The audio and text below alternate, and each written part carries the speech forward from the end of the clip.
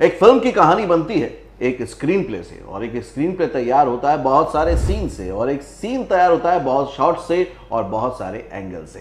तो एक राइटर को, एक्टर को, डायरेक्टर को, एक फिल्म मेकर को या कैमरामैन को ये पता होना चाहिए कि किस तरह के एंगल्स होते हैं, किस तरह के शॉट्स होते हैं, तभी वो बहुत आसानी से, बहुत एक्सपर्टीज के साथ फिल्म इंडस्ट्री में काम कर सकता है। और यही सारी जानकारी दूंगा आज के फिल्मी फंडे में। तो जो बहुत ज़्यादा पॉपुलर शॉट हैं, जो इस्टेब्लिश करने के लिए बहुत ज़रूरी हो जाते हैं, वो है एक्सट्रीम वाइड शॉट या एक्सट्रीम लॉन्ग शॉट। ये दोनों का मतलब सेम ही है, या फिर लॉन्ग शॉट और वाइड शॉट। इसके साथ full shot, medium wide shot या medium long shot, cowboy shot, the medium shot, the medium close-up shot, the close-up shot, the extreme close-up shot, the establishing shot. Extreme wide shot या extreme long shot में हम क्या करते हैं, जो location है, उसकी जो ज्योग्राफी है, उसको एस्टेब्लिश करते हैं। इसमें जो हमारा कैरेक्टर है वो लोकेशन की अपेक्षा बहुत छोटा होता है। इस शॉट का मेन मोटिव ये होता है कि हम ये दिखा सके कि हमारा जो कैरेक्टर है वो कैसे माहौल में है, कहाँ है, किस दुनिया में है। हम इस पूरे शॉट में उस पूरे एटमॉस्फेयर को दिखाते हैं। दूसरा है वाइड शॉट या लॉन्ग शॉट।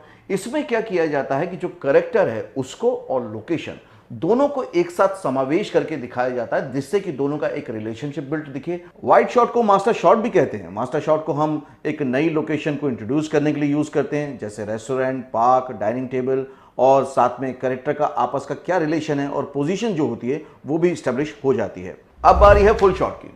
जो नाम से ही जाहिर होता है कि इसमें जो कैरेक्टर होता है, मेन जो आपका कैरेक्टर है, मेन जो आपका ऑब्जेक्ट है, उसको फुल लेंथ दिखाया जाता है, मतलब सर से लेकर पांव तक। यहां पर लोकेशन की जगह कैरेक्टर पर फोकस होता है। यहां कैरेक्टर को पूरी तरह इंट्रोड्यूस करते हैं कि उसने कैसे कपड़े पहने हैं, उसका मूड कैसा है, वो क्या कर रहा है। इसमें से एक से ज्यादा कैरेक्टर भी हो सकते हैं। मीडियम वाइड शॉट या मीडियम लॉन्ग शॉट, इसमें क्या होता है कि जो कैरेक्टर है उसको घुटनों को, मतलब नी के ऊपर तक का जितना भी बॉडी स्ट्रक्चर है उसको एस्टेब्लिश किया जाता है, उसकी एक्टिविटी को एस्टेब्लिश किया जाता है।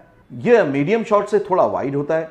बेसिकली यह shot group shot, 3 shot, 2 shot में ज्यादा यूज किया जाता है। अगला है काउबॉय शॉट। इसे अमेरिकन शॉट भी कहते हैं। इस शॉट की कहानी यह भी है कि 40s में जो वेस्टर्न फिल्में बनती थी उनमें एक फ्रेम दिखाते थे जिसमें गनमैन कैरेक्टर का सर से लेकर आधी जांघ तक या थाइस तक का हिस्सा दिखाया जाता था, जिससे कैरेक्टर का बंदूक रखने का पिस्तौलदान या हॉल्स्टर से लेकर सर तक का हिस्सा पूरी तरह से एस्टेब्लिश किया जाता था। मीडियम शॉट, मीडियम शॉट क्या होता है कि आप कमर से लेकर जो ऊपर तक का हिस्सा है बॉडी का, उसको एस्टेब्लिश करते हैं। मीडियम शॉट सबसे कॉमन शॉट होता है फिल्मों में। इसमें कैरेक्टर को कमर से ऊपर तक, सर तक फ्रेम में किया जाता है ताकि कैरेक्टर को और अच्छी तरह से दिखा सकें, उसके हाव भाव, उसका मूड, बॉडी लैंग्वेज को और अच्छे से दिखा सकें।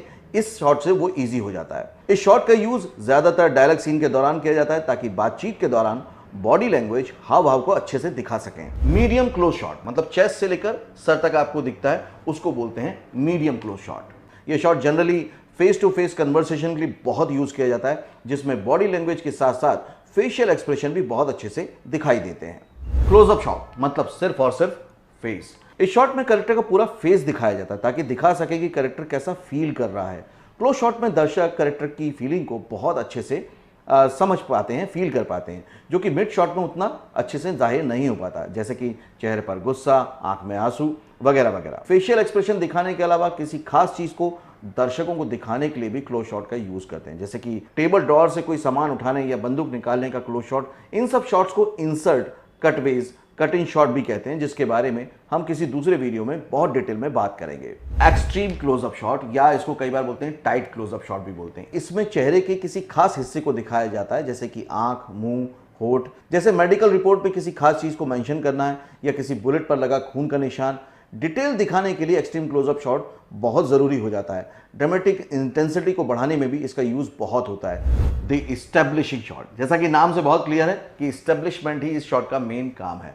यह शॉट फिल्म की दुनिया यानी कि लोकेशन, टाइम पीरियड, एनवायरनमेंट आदि को दिखाता है। इस्टेब्लिशिंग शॉट में एक शॉट भी हो सकता है और कई छोटे छोटे शॉट्स का मिक्सचर भी हो सकता है, जिसको हम कई बार मोन्टाज भी कहते हैं। Establishing shot generally aerial shot होता है, या जो हम बर्ड आई व्यू बोलते हैं, जिसमें हम दर्शकों को दिखाते हैं कि जो भी होने वाला है वो कहाँ होने वाला है, जैसे कि कॉलेज, स्कूल का कोई सीन, गांव, शहर के मोन्टाज। मतलब ये है कि फिल्म की कहानी, लोकेशन, टाइम पीरियड को या आपको एनवायरनमेंट को जो एस्टेब्लिश करना है, उसमें इस शॉट का बहुत बेहतरीन तरीके से आप लोग इस्तेमाल कर सकते हैं। आप लोगों ने हमेशा देखा होगा कि जो सीन होते हैं उसमें बहुत सारे एंगल से शॉट लिए जाते हैं। कभी कभी लगता भी होगा कि ये क्यों लिए जाते हैं, इसका पर्पस क्या होता है, इसके टेक्निकल जो एक्सप्लेनेशन है वो क्या है। आज इस वीडियो में बताने वाला हूं, तो इस वीडियो को पूरा आखिर तक देखेंगे ना तो आपको बहुत अच्छा भी लगेगा, मजा भी आएगा और उसके साथ साथ आपकी नॉलेज भी बढ़ेगी। तो जो पहला एंगल होता है या पहला शॉट होता है वो होता है आई लेवल एंगल या शॉट, कि जो करेक्टर है, जो ऑब्जेक्ट है, उसके आई लेवल के बराबर पे उसी हाइट पर कैमरा एंगल को रखा जाता है। इस एंगल का यूज करेक्टर को नेचुरल पर्सपेक्टिव से दिखाने के लिए किया जाता है, यानी कि जैसा हम रियल लाइफ में, डे बाय डे लाइफ में देखते हैं वैसा ही फील आता है और इससे ऑडियंस एक आम करेक्टर से अच्छे से जुड़ जाती है। सेकंड एंगल शॉट होता है लो एंगल शॉट, यानी कि यहां पर आई लेवल से कैमरा काफी नीचे होता है। इसमें सब्जेक्ट ऊपर या कहें कि हाई दिखता है। इस एंगल का यूज सब्जेक्ट कैरेक्टर को स्ट्रॉन्ग और पावरफुल दिखाने के लिए करते हैं। आपने अक्सर फिल्मों में देखा होगा कि फिल्म में हीरो को पावरफुल दिखाने के लिए इस एंगल का यूज किया जाता है। इसका साइकोलॉजिकल इफेक्ट ये होता है कि जब हम इस एंगल में किसी को देखते हैं तो वह पावरफुल और लार्जर देन लाइफ दिखता है। थर्ड है हाई एंगल शॉट। अब इसमें क्या होता है, जो कैरेक्टर की आईज हैं उससे हाई लेवल पे कैमरे को प्लेस किया जाता है। तो इस शॉट में कैमरा की हाइट कैरेक्टर के आई लेवल से ऊपर ही रखी जाती है, जिससे सब्जेक्ट या कैरेक्टर थोड़ा छोटा दिखता है। छोटे से मतलब व्यू में छोटा नहीं, छोटे से मतलब पावरलेस दिखता है या कमजोर दिखता है, दीनहीन टाइप का दिखता है। इस शॉट का यूज जब कोई कैरेक्टर डरा हुआ है, शॉक में है या डिप्रेशन में है तब भी किया जाता है। हॉरर फिल्म में इस शॉट का काफी यूज किया जाता है। इसके अलावा हाई एंगल शॉट का यूज सब्जेक्ट, कैरेक्टर, लोकेशन को एस्टेब्लिश करने के लिए भी किया जाता है। जैसे कोई युद्ध का सीन है या कोई भीड़ का सीन है तब भी हाई एंगल शॉट इस्तेमाल किया जाता है। फोर्थ है ओवर द शोल्डर शॉट। इसे पॉपुलरली ये भी कहा जाता है कि ओएस शॉट, मतलब ओवर द शोल्डर। इसे ज्यादातर यूज किया जाता है जब दो कैरेक्टर आपस में बात कर रहे हो। इस शॉट में यह दिखाया जाता है कि character eye to eye contact के साथ बात कर रहे हैं। यह शॉट मीडियम शॉट भी हो सकता है जैसा कि आप इस क्लिप में देख रहे हैं, और क्लोजअप शॉट भी हो सकता है जैसा कि आप अब देख रहे हैं। शॉट में फोरग्राउंड को ब्लर रखा जाता है और सब्जेक्ट और बैकग्राउंड पर मेन फोकस होता है ताकि पूरी अटेंशन सब्जेक्ट या कैरेक्टर पर रहे। जिन्हें पता नहीं है कि फोरग्राउंड और बैकग्राउंड क्या होता है, उन्हें हम बता दें कि सब्जेक्ट या कैरेक्टर के आगे का हिस्सा फोरग्राउंड कहलाता है और सब्जेक्ट या कैरेक्टर के पीछे का हिस्सा बैकग्राउंड कहलाता है, जैसा कि आप इस क्लिप में बहुत अच्छे से देख के समझ रहे होंगे। फिफ्थ है डच एंगल या टिल्ट एंगल। इसमें क्या होता है, कैमरे को बड़ी क्रिएटिवली एक तरफ झुका दिया जाता है, यानी कि थोड़ा सा तिरछा रख दिया जाता है। मतलब ये है कि कैमरा नॉर्मल लेवल पर नहीं होता।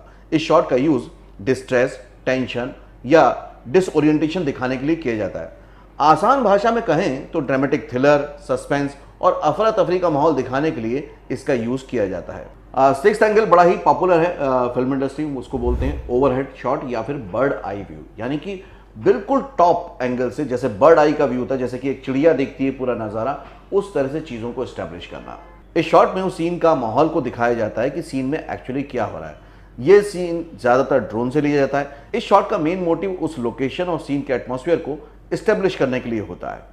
सेवंथ है ग्राउंड लेवल शॉट, यानी कि इसमें जो कैमरा होता है बिल्कुल ग्राउंड लेवल पर रखा जाता है। इस शॉट का यूज ज्यादातर तब करते हैं जब आपका कैरेक्टर चल रहा हो और बिना उसका चेहरे दिखाते हुए उसके पैरों को दिखाना हो।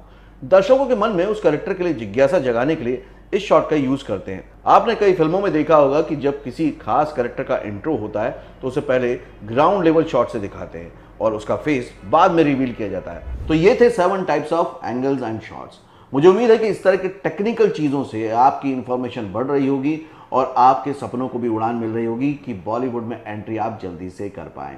जॉइन फिल्म्स का यही मिशन है कि कोई भी कभी भी कहीं से भी अगर फिल्म इंडस्ट्री को ज्वाइन करना चाहता है तो हम उसे अवेयर करेंगे, गाइड करेंगे, ट्रेन करेंगे ताकि उसके सपने पूरे हो पाएं और बॉलीवुड में सभी आउटसाइडर अपना वो मुकाम हासिल कर सकें जो वो करना चाहते हैं। अगर आप इस चैनल से पहली बार जुड़े हैं तो अपने सभी सवालों के जवाब के लिए इस चैनल को अभी के अभी सब्सक्राइब कीजिए, बेल आइकन को प्रेस कीजिए। वीडियो अच्छा लगा है तो सबके साथ शेयर जरूर कीजिएगा, व्हाट्सएप पे, फेसबुक पे। अगले वीडियो में फिर से मिलेंगे, तब तक के लिए देखते रहिए, सीखते रहिए, जमे रहिए। All the very best.